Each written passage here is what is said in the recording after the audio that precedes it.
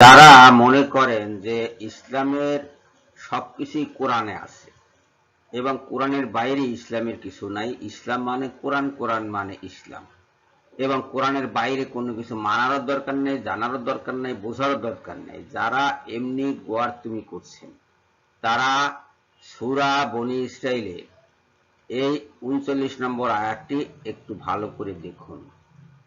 জালিকা মিম্মা আওহা ইলাইকা রাব্বুকা মিনাল হিকমাতি, তোমার প্রতিপালক ওহীর দ্বারা তোমাকে যে হিকমত দান করিয়াছেন এইগুলি তাহার অন্তর্ভুক্ত। তার মানে কোরআনের এই আয়াতগুলি হিকমতের অন্তর্ভুক্ত। রাসূলকে যে হিকমত ওহীযোগে আল্লাহ পাক পাঠিয়েছেন, কোরআনের এই আয়াতগুলি তার অন্তর্ভুক্ত।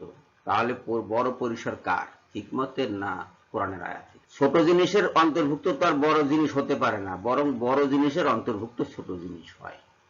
আমি পরিসরের কথা বলছি, মর্যাদার কথা বলি নাই। মর্যাদার দিক থেকে হিকমত এবং কোরআন উভয়ই সমান, কারণ দুটোই আল্লাহর ওহীর দ্বারা রসুলের কাছে এসেছে, এবং কোরআন হিকমত পূর্ণ আর হিকমত কোরআন পূর্ণ।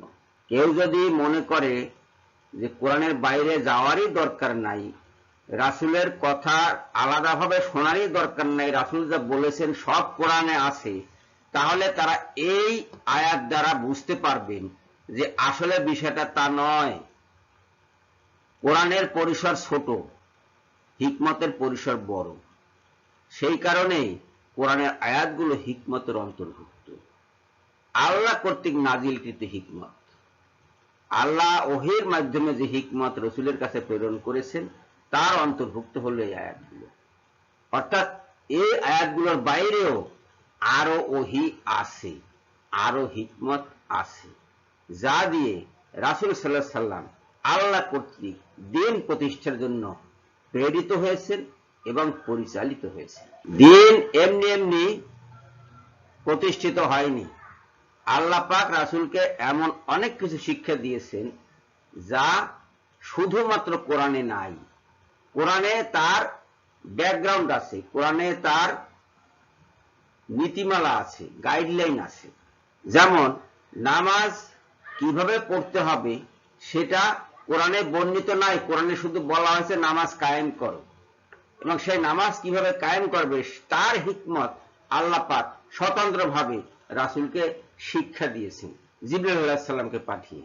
জিবরাইল আলাইহিস সালাম 2 দিন তার ইমামতি করেছেন, যে বর্ণনা হাদিস গ্রন্থগুলোতে আছে। এখন এই হাদিস গ্রন্থগুলোকে যদি কেউ ঠেলে ফেলে দেয়, সমুদ্রে নিক্ষেপ করে, কিংবা নর্দমার ব্যাপার বলে মনে করে, কিংবা মানব রচিত বলে মনে করে, সে যেমন নিজে বিভ্রান্ত, অন্যদেরকেও তেমনি বিভ্রান্ত করবে, এবং তাই করেছে। তাদের পিছনে এরা ছুটছে, অজ্ঞমূর্খ লোকগুলো তাদের পিছনে ছুটছে। কেন ছুটছে? তারা খুব দ্রুত গতিতে আরবি বলে যায়। কোরআনের আয়াতগুলো খুব দ্রুত গতিতে তারা আউড়ে যায়, এবং মনে ওই অজ্ঞমূর্খ লোকগুলো মনে করে এর চেয়ে বড় পণ্ডিত আর নাই। কিন্তু কোরআনের আয়াত ধীরে ধীরে পড়ার জন্য আল্লাহ পাক নির্দেশ দিয়েছেন আল কোরআনে। সূরা মুজাম্মিলে আল্লাহ পাক স্পষ্ট নির্দেশ দিয়েছেন যে কোরআন খুব ধীরে ধীরে পড়ো। ওরা যে কোরআন বোঝে না, কথিত আহলে কোরআন যে কোরআন বোঝে না, কোরআনও মানে না, তার সবচেয়ে বড় প্রমাণ হলো তারা কোরআনের আয়াতগুলো খুব দ্রুত আউড়ে যায়। মানুষ যাতে বুঝতে না পারে এবং অজ্ঞমূর্খেরা যাতে মনে করে তারা খুব মহাপণ্ডিত কোরআনের উপরে। কোরআন কোরআনের মতো বুঝতে হবে। কোরআন বলছে যে হিকমতের পরিসর বড়, এই আয়াত তার প্রমাণ।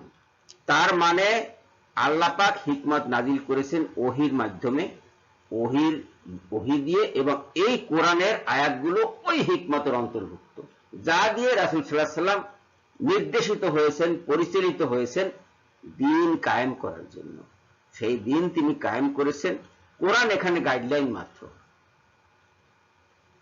আমি পরিষ্কার বাংলায় বলেছি, এর চেয়ে সহজ করে বলা আমার পক্ষে সম্ভব নয়।